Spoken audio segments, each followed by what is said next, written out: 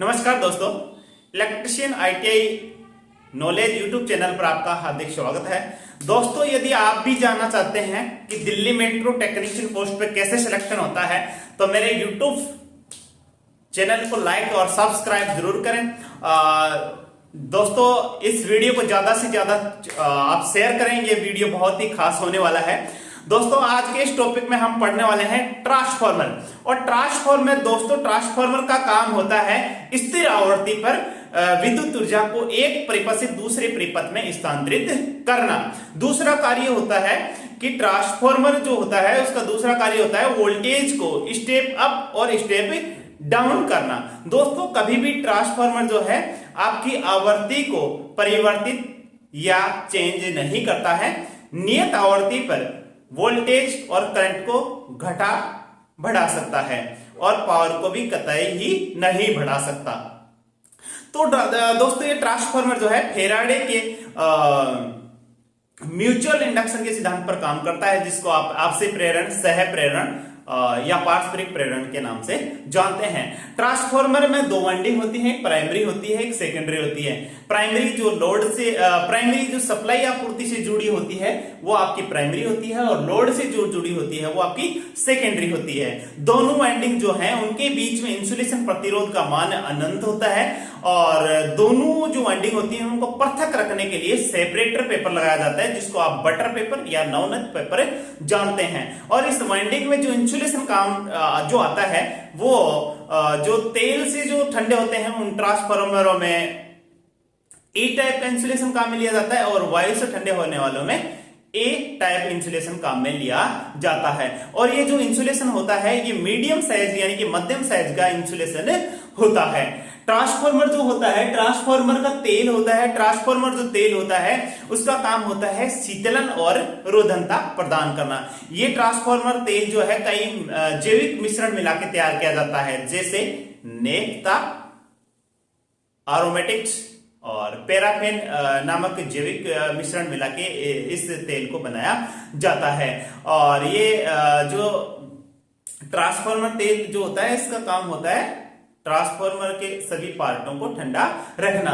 एक होता है इसमें कंजर्वेटर। कंजर्वेटर का काम होता है कि ट्रांसफार्मर के मेन टैंक में तेल में हुए प्रसार और संकुचन को कंट्रोल करना। और एक होता है इसमें ब्रीदर। ब्रीदर का काम होता है कि ट्रांसफार्मर के अंदर जाने वाली वायु में से नमी को अवशोषित करना। और इस जो ब्रीदर होता है इसमें सिलिका जेल नामक रासायनिक पदार्थ भरा जाता है। जब ये नया होता है इसका रंग दोस्तों नीला होता है, जैसे ये खराब हो जाता है तो इसका रंग हल्का गुलाबी सफेद हो जाता है। और इसके बाद में ये रेडिएटर होता है। इस रेडिएटर का काम भी दोस्तों तेल को ठंडा करना होता है। आज जो है हम अहम जो टॉपिक है उस पे लौट के आते हैं, और वो टॉपिक है अपना कि ट्रांसफार्मर में जितने भी न्यूमेरिकल आपको पूछता है उन सभी न्यूमेरिकलों को अपन हल करके देखते हैं। दोस्तों, सबसे पहले अगर आप न्यूमेरिकल हल कर रहे हैं तो आप फिर से एक बार मैं दोहरा देता हूं। ये कुछ जो आपके फार्मूले हैं इनको एक बार दोहरा लें। दोस्तों, वीडियो को लास्ट तक जरूर देखें, और दोस्तों वीडियो को लाइक, शेयर और सब्सक्राइब जरूर करें। दोस्तों, जितना आपका लाड प्यार मिलेगा, जितना आप सपोर्ट करोगे दोस्तों, उतना ही मसाला मैं आपको देता रहूंगा। दोस्तों, जब आप हमारा हौसला बुलंद करने का जो दवाई है वो आपके पास में होती है, और जितना शेयर सब्सक्राइब करोगे मैं उतना ही ज्यादा मेहनत करूंगा और उतना ही ज्यादा नया अपडेट आपको मैं देता रहूंगा। तो दोस्तों, सबसे पहले तो आपको पता होना चाहिए कि ट्रांसफार्मर की जो प्राइमरी होती है, प्राइमरी में उत्पन्न वोल्टेज ज्ञात करने का फार्मूला आपको पता होना चाहिए। और प्राइमरी में उत्पन्न वोल्टेज को ज्ञात करने का फार्मूला है 4.445 मैक्स F इंटू NP। एक फार्मूला तो दोस्तों आपको ये याद होना ही चाहिए। और इसके साथ में दूसरा फॉर्मूला जो है AP बराबर 4.44। ये दूसरा फार्मूला है तो प्राइमरी वोल्टेज ज्ञात करने का ही, लेकिन ये वहां पर काम आएगा जहां पर चुंबकीय फ्लक्स की जगह आपको चुंबकीय फ्लक्स घनत्व है और चुंबकीय कोण क्षेत्रफल आपको दिया गया हो, वहां पे ये फार्मूला काम आएगा। जहां पर चुंबकीय फ्लक्स नहीं देगा वहां पर ये फार्मूला काम आएगा 4.44 B max into A into F into N P. दोस्तों ये यहाँ पे एन पी जो है प्राइमरी टर्न है, एफ जो है आवर्ती है, ए है कोण का क्षेत्रफल है, बी मैक्स यहाँ पर चुंबकीय फ्लक्स घनत्व है, और चुंबकीय फ्लक्स घनत्व की इकाई जो होती है वो टेस्ला होती है, टेस्ला या वेबर प्रति मीटर स्क्वायर। और दूसरा फार्मूला दोस्तों आपको याद रखना होगा कि सेकेंडरी में उत्पन्न विद्युत वाहबल, और सेकेंडरी में उत्पन्न विद्युत वाहबल का फार्मूला है 4.445 max F into N S. अगर यहां पे भी चुंबकीय फ्लक्स ना दे तो आप फिर ज्ञात कर लेंगे ई एस बराबर 4.44 बी मैक्स इंटू कोण का क्षेत्रफल इंटू आपूर्ति आवृत्ति इंटू सेकेंडरी में लगाए गए चक्कर। दोस्तों ये फार्मूले जो है आपको, ये दोनों फार्मूले आपको याद करने ही होंगे। साथ में दोस्तों आपको इसके पश्चात आपको ट्रांसफॉर्मर रेशो याद रखना है। ट्रांसफॉर्मर रेशो का फार्मूला है ई एस बटे ईपी बराबर एन एस बटे एन पी और आई एस बटे आई पी बटे आई एस। ये फार्मूला भी आपको याद रखना है। दोस्तों अब यहां पे आपको तीन कोई भी पैरामीटर देगा और चौथा पैरामीटर, चौथी इकाई आपको पूछ लेगा। तो यहां पे आपको मैं निकालने का एक तरीका बता देता हूं। जैसे मान लो इसमें से कोई भी एक चीज पूछ लेगा, देखो मैं फिर से बता रहा हूं, तीन चीज देगा, चौथी चीज आपको पूछ लेगा। जैसे मान लो सपोज करो आपको एक बार इनको नजरअंदाज कर दो, ये नजरअंदाज कर दिया आपने, इसको देखना ही नहीं है। अब कितनी चीज दिख रही है आपको, 1 2 3 4। सपोज करो आपको प्राइमरी करंट पूछ लिया, तो प्राइमरी करंट जो है क्या पूछा आपको, प्राइमरी करंट पूछ लिया। मान लीजिए इसको आप, ये जो प्राइमरी करंट पूछी है इसने, इसको आप ढक लीजिए, सोच लीजिए ये यहां से भाग गया, ये यूनिट यहां से भाग गई। और कोई भी अगर फैमिली का कोई मेंबर भाग जाता है, घर छोड़ के दूर चला जाता है, तो उस फैमिली को जो है शर्म के मारे नीचे झुकना पड़ता है। नीचे का मतलब बताओ, जो प्राइमरी करंट अगर इसने पूछा है तो प्राइमरी का सदस्य कौन है, एनपी। जो भी सामने का सदस्य है वो कहां चला जाएगा, नीचे, और जो अड़ोसी पड़ोसी है वो कहां चले जाएंगे, ऊपर, अर्थात N S into I S चले जाएंगे ऊपर। ऐसे ही अगर आपको पूछ लिया जाए, सपोज करो एन एस पूछ लिया जाए, तो एन एस यहां सपोज करो यहां से पूछा है तो इसका मतलब भाग गया, यहां साइड में मैंने लिख लिया। अब इसके सामने जो भी है वो चला जाएगा नीचे। सामने कौन है, इसके सामने है आई एस, आई एस चला जाएगा, सेकेंडरी करंट चला जाएगा नीचे। विपरीत कौन है, एनपी इंटू आई पी, ये चला जाएगा ऊपर। कई दोस्त ऐसे होते हैं जिनको वज्र गुणन नहीं करना आता है, उनके लिए ये मैंने एक ट्रिक बताई है। अब जैसे मान लो इसी एक फार्मूले से 6 फार्मूले तैयार होते हैं। कई बार ये बोलते हैं, स्टूडेंटों का फोन आता है, मैसेज आते हैं कि सर आपने ट्रांसफॉर्मर रेशियो का फार्मूला तो बताया था, लेकिन न्यूमेरिकल हल कैसे करें, कि उसमें आपने प्राइमरी करंट ज्ञात करने का फॉर्मूला ही नहीं बताया, सेकेंडरी करंट ज्ञात करने का फॉर्मूला नहीं बताया। तो दोस्तों ये एक ही फार्मूला है, इससे 6 फार्मूले तैयार हो जाते हैं। आप सपोज कर लिए आप ये करंट नहीं दे रखी है, आप सपोज करेंगे हमने अपने को कि ये करंट नहीं दे रखी है। अब आपको ये यहां पे पूछ लेता है कि सेकेंडरी वोल्टेज याद करिए। अब सेकेंडरी वोल्टेज आप ढक लीजिए, ये मान लीजिए यहां से उठा के आपने यहां लिख दिया, तो सेकेंडरी जो वोल्टेज यहां से भाग गया तो उसका परिवार कौन है, सामने वाला जो भी होगा वो कहां चला जाएगा, नीचे, और विपरीत वाला ऊपर। क्या है विपरीत में, ईपी इंटू एनएस। इस तरीके से आप सभी जितने भी आप, चाहे वो सेकेंडरी वोल्टेज, चाहे प्राइमरी वोल्टेज, सेकेंडरी करंट, चाहे प्राइमरी करंट, कुछ भी पूछे, आप इस तरीके से आसानी से हल कर सकते हैं। दोस्तों आप एक बार स्क्रीनशॉट ले लें, फिर मैं इसको साफ कर देता हूं। अच्छा जी, ये आपने प्राइमरी वोल्टेज, सेकेंडरी वोल्टेज सब कुछ अब हल कर सकते हैं।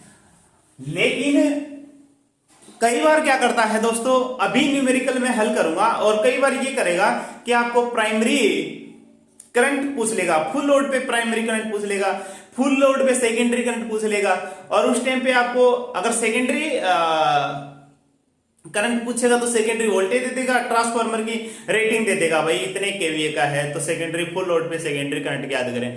तो वो फार्मूले मैंने आपको बताया था पिछले वीडियो में, केवीए बराबर होता है आईपी इंटू ईपी। अब इसी फार्मूले से अब आप तो कहोगे कि सर आपने एक फार्मूला ही बताया, मैं एक फार्मूला नहीं बता रहा हूं, यहां पे 3 फार्मूले बता दिए। अगर आपको प्राइमरी करंट और सेकंड प्राइमरी वोल्टेज देता है ना, तो ट्रांसफार्मर की रेटिंग आप निकाल सकते हैं। अब कई बार क्या करता है, प्राइमरी करंट दे देता है, प्राइमरी वोल्टेज दे देता है, पूछ लेता है ट्रांसफार्मर की रेटिंग याद करें। अब फिर पूछ ले, आप फिर कह दोगे कि सर आपको हमने ट्रांसफार्मर की रेटिंग याद करना ही नहीं सिखाया, तो आप इस फार्मूले से ट्रांसफार्मर की रेटिंग याद कर सकते हैं। प्राइमरी करंट और प्राइमरी वोल्टेज को मल्टीप्लाई कर दीजिए, ट्रांसफार्मर की रेटिंग आ जाएगी, वही इतने केवी का है। अगर आप यही फार्मूला अगर मैं बताऊं, यहां पे भी लागू होता है, केवीए बराबर ये भी होता है, केवीए बराबर होता है I S into E S. अगर सेकेंडरी वोल्टेज और सेकेंडरी करंट को मल्टीप्लाई कर देंगे तो भी ट्रांसफार्मर की रेटिंग अपने पास उपलब्ध हो जाएगी। जैसे मैं यहां पे करूं कि प्राइमरी करंट मान लेता हूं मैं 50 है, सेकेंडरी प्राइमरी वोल्टेज जो है वो मैं मान लेता हूं 200 वोल्ट है, तो आपको ये पूछ लेगा कितने केवीए का है ये, तो कितने केवीए का हो जाएगा, 10,000 केवीए का हो जाएगा। ये लो जी, सीधी सी बात है। तो केवीए रेटिंग अगर ज्ञात करेंगे तो हो गया, ये कितना आ जाएगा, आईपी 50 है, ईपी जो है 200 है, 10,000 वोल्ट एम्पियर आ जाएगा। इसमें इसको केवीए में चेंज करोगे तो केवीए में चेंज करेंगे 10 केवीए, ये लो जी ट्रांसफार्मर आपका हो गया 10 केवीए का। तो इस प्रकार से आप अगर यही फार्मूला ये दे देगा कि सेकेंडरी करंट है सपोज करो 20 एम्पियर और सेकेंडरी वोल्टेज जैसे है 300 वोल्ट, तो ट्रांसफार्मर की रेटिंग याद कीजिए कितने केवीए का ट्रांसफार्मर है, तो अपन कर देंगे 3 दूनी 6 और 6000 वोल्ट एम्पियर आ जाएगा। ठीक है, ये 6000 केवीए नहीं आएगा, 6000 वोल्ट एम्पियर आएगा, और केवीए में चेंज करने के लिए 1000 का इसमें भाग दे देंगे। ये लो जी 6 केवीए का ट्रांसफार्मर, जय राम जी। तो इस प्रकार से आपको अगर ट्रांसफार्मर के जितने भी न्यूमेरिकल आपको हल करने हैं या आपको सीखना है, तो सबसे पहले आप इन सभी फार्मूलों को रटिए, सीखिए। उसके बाद में मैंने आपको यह भी पता होना चाहिए स्टार और 2 टाइप के कनेक्शन होते हैं, एक स्टार होता है, स्टार कनेक्शन होता है, और एक होता है दोस्तों डेल्टा कनेक्शन। डेल्टा, इसको तारा, इसको त्रिकोण बोला जाता है। स्टार में जो होता है लाइन वोल्टेज जो होता है, लाइन वोल्टेज बराबर होता है √3 फेज वोल्टेज, जबकि डेल्टा में क्या होता है, डेल्टा में होता है लाइन वोल्टेज और फेज वोल्टेज जो है ना वो बराबर होते हैं, और स्टार में लाइन करंट और फेज करंट जो होती है वो बराबर होती है, जबकि डेल्टा में क्या होता है, डेल्टा में लाइन करंट बराबर होता है √3 फेज करंट। अब आपको चक्कर ये भी पड़ता होगा कि फेज वोल्टेज क्या है, लाइन वोल्टेज क्या है। 3 लाइन है, अगर किसी भी 2 लाइनों के बीच में L1, L2, L3 किसी भी 2 लाइनों के बीच में अगर आपने वोल्टमीटर जोड़ा है, किसी भी 2 लाइनों के बीच में, तो ये 2 लाइनों के बीच में जो वोल्टेज मापा आपने, मैं यहां पे क्लियर कर देता हूं कि 2 L1 L2 यानी किन्हीं भी 2 फेजों के बीच में मापे गए वोल्टेज जो होते हैं वो लाइन वोल्टेज होते हैं, और एक ही होता है आपका न्यूट्रल। किसी भी एक फेज, किसी भी L1 हो, L2 हो, L3 हो, किसी भी एक फेज और एक न्यूट्रल के बीच में जो वोल्टेज मापा जाता है, एक कोई भी फेज हो, L1 हो चाहे L2 हो चाहे L3 हो, कोई सा भी एक फेज हो और न्यूट्रल के बीच में मापे गए वोल्टेज जो होते हैं वो फेज वोल्टेज कहलाते हैं। ये अगर आपको संबंध आता है ना स्टार और डेल्टा में, आपको अगर आपको संबंध पता हो तो आप ये मान लीजिए ट्रांसफार्मर के सभी न्यूमेरिकल हल आसानी से कर सकते हैं। चलो दोस्तों आगे बढ़ते हैं। न्यूमेरिकल जो है फर्स्ट नंबर का न्यूमेरिकल यहाँ पे कई टाइप से पूछता है आपको। काफी न्यूमेरिकल पूछे जाते हैं। प्राइमरी वोल्ट टर्नों को दुगुना कर दिया जाए, सेकेंडरी टर्नों को आधा कर दिया जाए, या ऐसे भी देता है प्राइमरी वोल्टेज दे देता है, सेकेंडरी वोल्टेज दे देता है, प्राइमरी टर्न दे देता है, सेकेंडरी टर्न पूछ लेता है। कई टाइप के क्वेश्चन होते हैं। तो चलो बिना देरी किए न्यूमेरिकल टाइप फर्स्ट। तो दोस्तों सबसे पहला जो न्यूमेरिकल है अपना, जो न्यूमेरिकल का अपना लो स्टेज है वहां से हमने स्टार्ट किया है। क्वेश्चन पूछ रहा है यदि ट्रांसफार्मर की प्राइमरी टर्नों को दुगुना कर दिया जाए तो क्या होगा। ये बोल रहा है कि जी कि ट्रांसफार्मर की प्राइमरी जो टर्न है, लपेटे हैं, उनको 2 गुना कर दिया जाए, पहले का 2 गुना कर दिया जाए तो क्या होगा। ऑप्शन सुनिए। ऑप्शन ए है, बोल रहा है कि प्राइमरी वोल्टेज आधा हो जाएगा।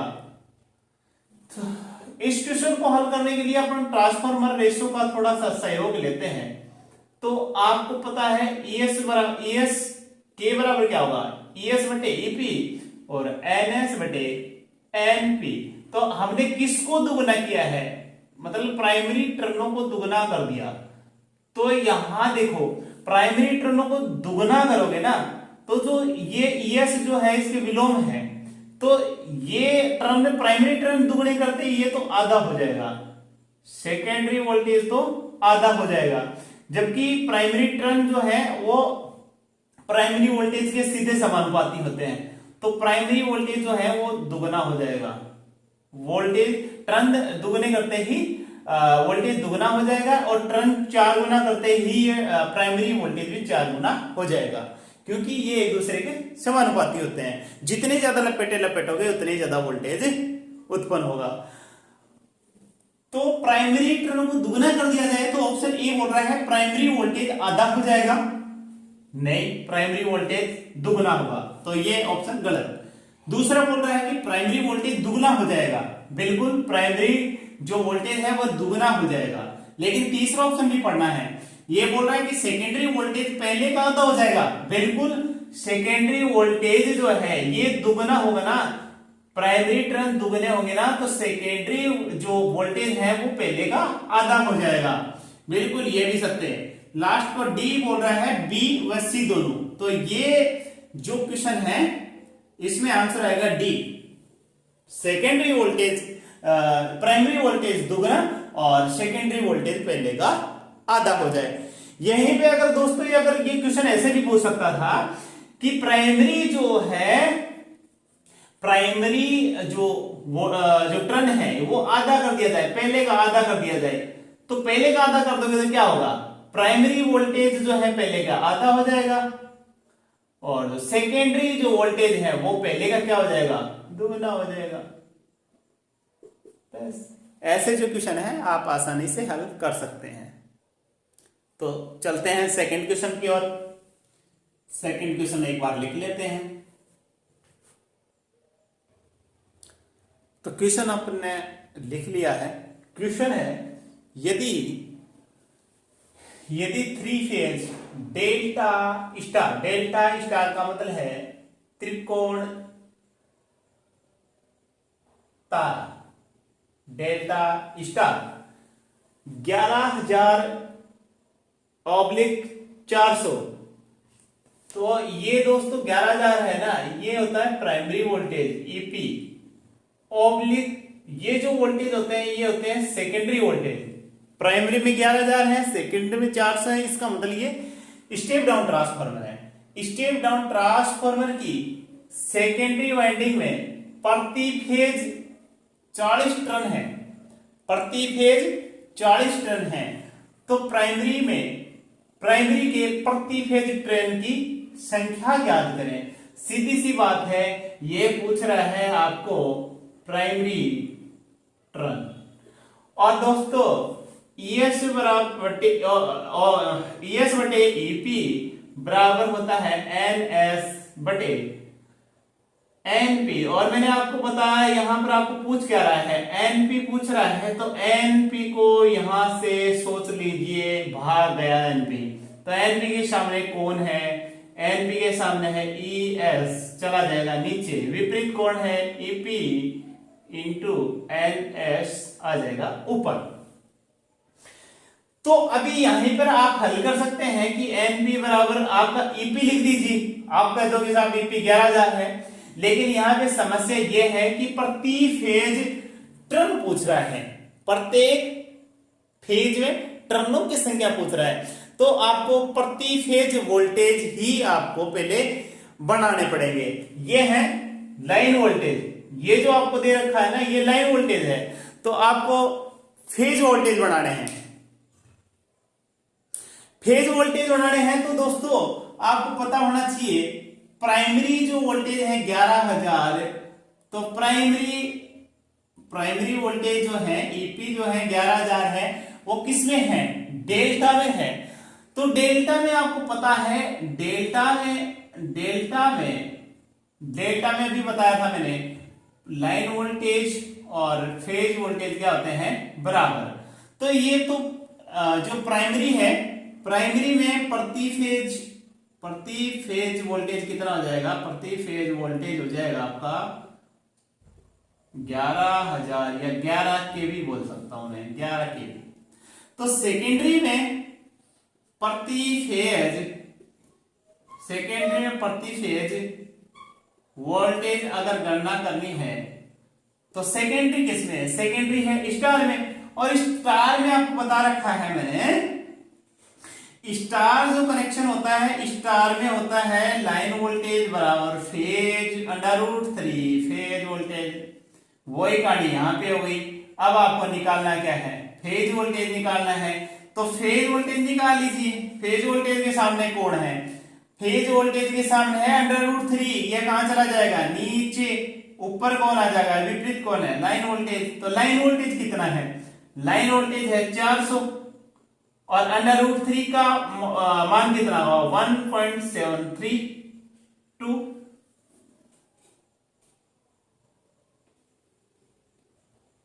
तो जैसे ही फेज वोल्टेज ज्ञात करने के लिए 400 में √3 का से डिवाइड करेंगे तो आ जाएगा 230.94 जो है वोल्ट जो है वो अपने पास आ गया, फेज वोल्टेज। तो अब दोस्तों हमारे पास प्रति फेज प्राइमरी वोल्टेज 11 केवी, और सेकेंडरी की अगर बात करें तो प्रति फेज वोल्टेज अपने पास आ गया 230.94 वोल्ट। तो अब आप आसानी से जो है याद कर सकते हैं प्राइमरी प्रति फेज टर्नों की संख्या। तो प्राइमरी प्रति फेज टर्नों की संख्या याद करने के लिए प्राइमरी वोल्टेज गुणा सेकेंडरी टर्न बटे सेकेंडरी वोल्टेज। तो प्राइमरी जो वोल्ट कितने हैं, प्राइमरी में प्रति फेज वोल्टेज की संख्या है 11,000, और सेकेंडरी में प्रति फेज टर्न कितने हैं 40, और सेकेंडरी में प्रति फेज वोल्टेज कितने हैं, सेकेंडरी में 230.94। आप काटोगे तो 230 1905 टर्न, यानी कि प्राइमरी में जो है, प्राइमरी में प्रति फेज टर्नों की संख्या होगी 1905 टर्न। इस प्रकार से आप प्रति फेज चाहे सेकेंडरी में टर्नों की संख्या पूछे चाहे प्राइमरी में टर्नों की संख्या पूछे आसानी से निकाल सकते हैं, लेकिन आप स्टार और डेल्टा में जो संबंध है उसको अच्छी तरह से याद रखें। चलते हैं नेक्स्ट न्यूमेरिकल पर। लो जी, एक 44 केवीए 11,000/220, ये जो है प्राइमरी वोल्ट है और ये आपका सेकेंडरी वोल्ट है। तो 11,000/220 वोल्ट ट्रांसफॉर्मर की सेकेंडरी में 25 टर्न है। तो प्राइमरी व सेकेंडरी करंट कोमा प्राइमरी लपेटों की संख्या ज्ञात करें। दोस्तों इस क्वेश्चन में आपको दे रखा है ट्रांसफॉर्मर की केवीए रेटिंग दे रखी है। केवीए कितने केवीए का है? 44 केवीए का है। लो जी 44 केवीए का है। रेटिंग इसकी कितने रेटिंग का है? रेटिंग इसकी है 44 केवीए। अच्छा जी, इसके प्राइमरी में है जो वोल्टेज है वो है 11 केवी। ठीक है, सेकेंडरी जो है वोल्ट है वो है 220 वोल्ट और सेकेंडरी जो है एन एच जो है वो है आपके पास 25 टर्न। तो सबसे पहले आपको याद करना है प्राइमरी करंट और उसके बाद में सेकेंडरी करंट। तो आपको मैंने बता रखा है कि केवीए बराबर होता है आईपी इंटू ईपी। तो यहीं से आप याद कर लें। मैंने बताया था आईपी याद करोगे तो क्या करोगे? आईपी के लिए मैंने फार्मूला बताया था आपको। आईपी के सामने जो भी है, आईपी के सामने जो भी है वो कहां चला जाएगा? नीचे। आईपी के सामने है ईपी तो नीचे चला जाएगा। अच्छा, विपरीत कौन है? KVA volt ampere. इसको 1000 से मल्टीप्लाई कर दीजिए। ये लो जी। तो आपको प्राइमरी करंट याद करनी है तो आप कितने केवीए का है? केवीए है 44 केवीए का। 44 केवीए का गुणा 1000 और ईपी कितना है? 11 केवी, 11,000 वोल्ट। तो 3 जीरो से 3 जीरो चला जाएगी, 11 चौका 44, 4 एम्पियर। सीधी सी बात है। प्राइमरी में करंट कितनी आएगी? तो बोल देंगे प्राइमरी में जो आपकी आईपी है वो कितनी आएगी? 4 एम्पियर। आगे बोल रहा है कि सेकेंडरी करंट याद कीजिए। अब चाहो तो यहां पे सेकेंडरी करंट और सेकेंडरी वोल्टेज करके यहीं से निकाल लो और चाहो तो आप वो फार्मूला लगा लो केवीए बराबर के बराबर ई एस बटे ई पी बराबर आई एन एस बटे एन पी और बराबर आई पी बटे आई एस। ये वाला फार्मूला लगा के निकाल लो चाहो तो ये वाला। ये इजी है तो इसी से निकाल लेते हैं। सेकेंडरी करंट याद करते हैं तो सेकेंडरी करंट याद करने के लिए वही कितने केवी का है? 44 केवी का है इंटू 1000 और इसको डिवाइड कर देंगे। कितने से डिवाइड करेंगे? सेकेंडरी वोल्टेज का भाग दे देंगे। यहाँ पे प्राइमरी का दिया था, यहाँ पे सेकेंडरी वोल्टेज का भाग दे देंगे। सेकेंडरी वोल्टेज है 220 तो 0 से 0 चला जाएगा, 12 दूनी 44 और 100 दूनी 200 एम्पियर। आपका सेकेंडरी जो करंट होगा वो 200 एम्पियर। अच्छा जी, तो प्राइमरी करंट याद कर दिया अपन ने, सेकेंडरी करंट याद कर दिया। अब ये प्राइमरी लपेटों की संख्या भी पूछ रहा है। तो प्राइमरी लपेटों की संख्या पूछ रहा है तो आपके पास सेकेंडरी लपेटे हैं, सेकेंडरी वोल्टेज है, प्राइमरी वोल्टेज है, तो प्राइमरी टर्न निकाल दो। प्राइमरी टर्न का फार्मूला होगा EP into N H divided by E S. तो प्राइमरी वोल्टेज 11,000 और सेकेंडरी टर्न 25 और सेकेंडरी आपके वोल्टेज 220। कितने आ जाएंगे दोस्तों?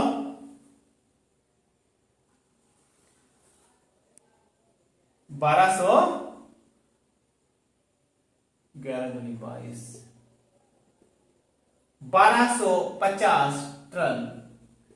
तो इस प्रकार से दोस्तों आप primary current, secondary current, primary लपेटे, सेकेंडरी लपेटे, या प्राइमरी वोल्टेज या सेकेंडरी वोल्टेज, या फुल लोड पे सेकेंडरी करंट आसानी से याद कर सकते हैं। दोस्तों बढ़ते हैं नेक्स्ट क्वेश्चन पे।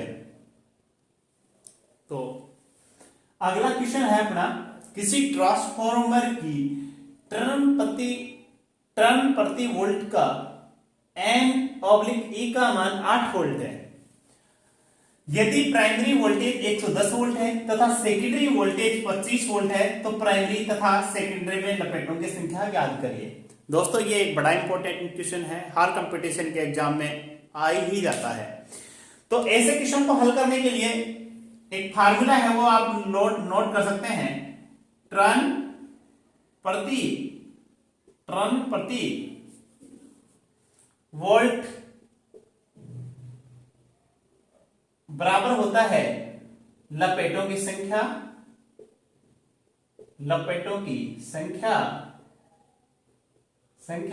बटे वोल्टेज।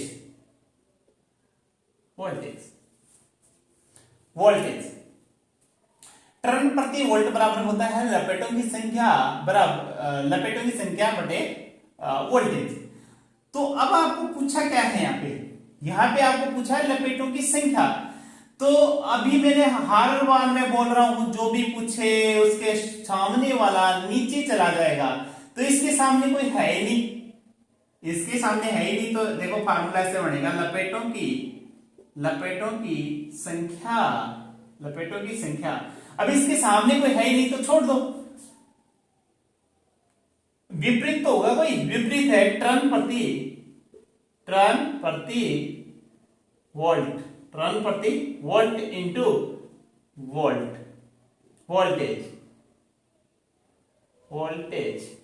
वोल्टेज। ठीक है सर।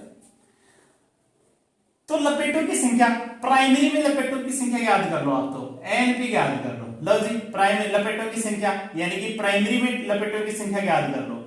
तो प्राइमरी में टर्न प्रति वोल्ट का मान क्या है? टर्न प्रति वोल्ट का मान है 8। अच्छा, और प्राइमरी में वोल्टेज कितने हैं? तो प्राइमरी में वोल्टेज है 110, तो 11 8 88। प्राइमरी में 880 टर्न होंगे जी। अच्छा, इसी से लपेटों की संख्या याद करें सेकेंडरी में। ये तो प्राइमरी लपेटों की संख्या थी, अगर सेकेंडरी में भी याद करें तो ऐसे ही याद कर सकते हैं। अच्छा, टर्न प्रति वोल्ट का मान, टर्न प्रति वोल्टेज का मान वही है 8, और सेकेंडरी में लपेटों के सेकेंडरी में वोल्टेज कितने हैं? सेकेंडरी में है 25 वोल्ट, 25 200। तो सेकेंडरी जो है, यहाँ पे सेकेंडरी टर्न है, सेकेंडरी में टर्नों की संख्या होगी 200 टर्न। दोस्तों हमने प्राइमरी में लपेटों की संख्या भी ज्ञात कर ली और सेकेंडरी में भी लपेटों की संख्या ज्ञात कर ली। यहां पे कोई जरूरी नहीं है आपको प्राइमरी और सेकेंडरी में लपेटों की संख्या पूछ ले। यहां पे टर्न प्रति वोल्ट देके आपको लपेटों की संख्या दे देगा और वोल्टेज पूछ लेगा, दे देगा टर्न प्रति वोल्ट का मान 8 है और यहां पे दे देगा प्राइमरी में लपेटों की संख्या, 880 है, तो प्राइमरी में उत्पन्न वोल्टेज की गणना करें। तो इस प्रकार से आपको क्वेश्चन को घुमा भी सकता है। दोस्तों चलते हैं नेक्स्ट न्यूमेरिकल पे। नेक्स्ट क्वेश्चन है, एक single phase transformer 6600 volt 50 hertz आपूर्तित है या संयोजित है। यदि क्षेत्रों का क्षेत्रफल 0.05 वर्ग मीटर है तथा फ्लक्स घनत्व 1.5 वेबर प्रति मीटर स्क्वायर है, तो प्राइमरी व सेकेंडरी लपेटों की संख्या ज्ञात करें और सेकेंडरी वोल्टेज 220 वोल्ट है। दोस्तों ये बोल रहा है आपकी जो प्राइमरी जो वोल्ट है वो है आपके 6600 वोल्ट और सेकेंडरी वोल्टेज जो है वो है आपके 220 वोल्ट, और आपूर्ति जो है आपकी वो है आपकी 50 हर्ट्ज, और क्षेत्रफल जो है आपका वो है आपका 0.05 वर्ग मीटर, और या मीटर स्क्वायर कर देता हूं मैं, और फ्लक्स घनत्व जो है वो है आपका 1.5 वेबर वेबर प्रति मीटर स्क्वायर।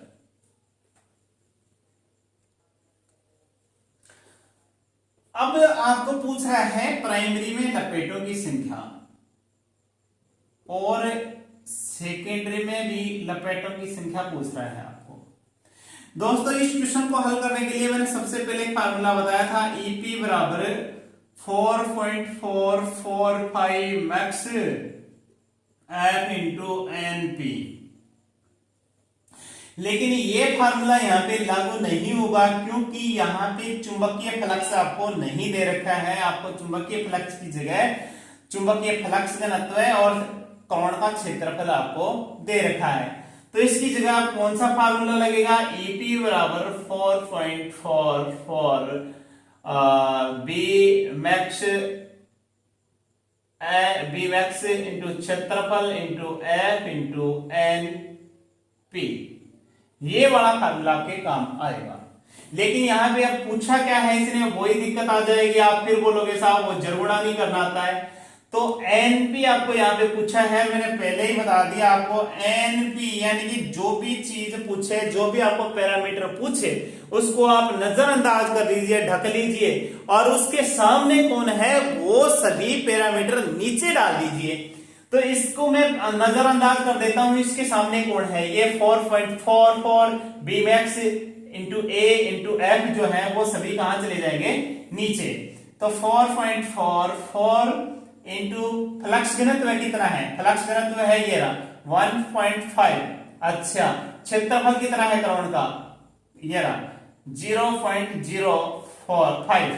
अच्छा जी, उसके बाद में एफ फ्रीक्वेंसी कितनी है, फ्रीक्वेंसी 50 हर्ट्ज, ये लो जी 50 हर्ट्ज।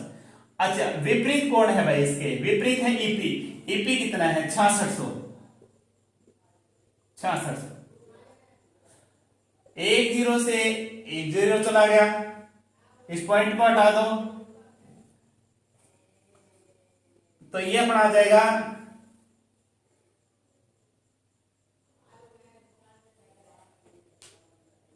396 टन।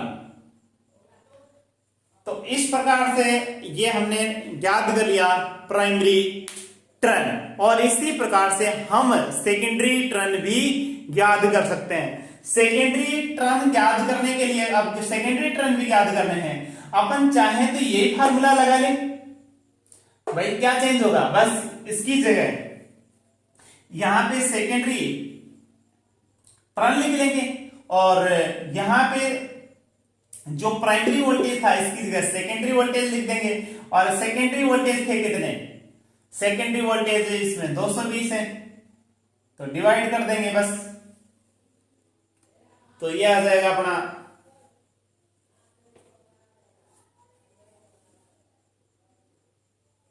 396 की जगह आ जाएगा 13.2 टन या 13 टन सेकेंडरी में लगाए जाएंगे।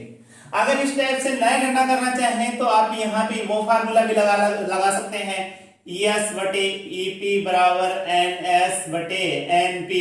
तो यहाँ पे आपको NS याद करना है, तो NS के सामने कौन है, NS के जो भी सामने होगा वो नीचे चला जाएगा, EP नीचे चला जाएगा, और विपरीत वाले ऊपर चले जाएंगे। तो ES इंटू NP ये लगा लो। अच्छा जी, तो ES कितना है आपका, सेकेंडरी वोल्टेज कितना है 220। अच्छा, और प्राइमरी टर्न कितने हैं आपके, प्राइमरी टर्न आए थे आपके 396। अच्छा जी, और प्राइमरी वोल्टेज कितने हैं, प्राइमरी वोल्टेज है आपके 6600, भाग दे लेंगे तो वही आएंगे 13 टन, 13 या 14 टन इसमें आपके आ जाएंगे। तो इस टाइप से आप प्राइमरी और सेकेंडरी टर्नों की गणना कर सकते हैं। दोस्तों उम्मीद है आपको ये वीडियो बहुत ही पसंद आया होगा। दोस्तों इस प्रकार की वीडियो देखने के लिए मेरे चैनल को लाइक, सब्सक्राइब और कमेंट जरूर करें। दोस्तों आपके कमेंट का हमारे को इंतजार रहता है, प्रत्येक कमेंट आपका मैं पढ़ता हूं। और दोस्तों यदि किसी भी ट्रांसफार्मर या जनरेटर मोटर किसी भी प्रकार के टॉपिक में अगर कोई भी न्यूमेरिकल में अगर आपको कोई समस्या होती है तो आप मेरे को पर्सनली मैसेज करके आप इसका हल पूछ सकते हैं। और मेरे जो नंबर है, कॉन्टैक्ट नंबर है, वो है 6375750349। ये मेरे पर्सनल नंबर हैं। इन नंबरों पे आप सुबह 8 बजे से पहले, 6 से 8 बजे से पहले कभी भी संपर्क कर सकते हैं, और या फिर 6 बजे, शाम को 6 बजे के बाद में आप 8 बजे से पहले आप कभी भी मेरे से आप संपर्क कर सकते हैं। थैंक यू दोस्तों, मिलते हैं नेक्स्ट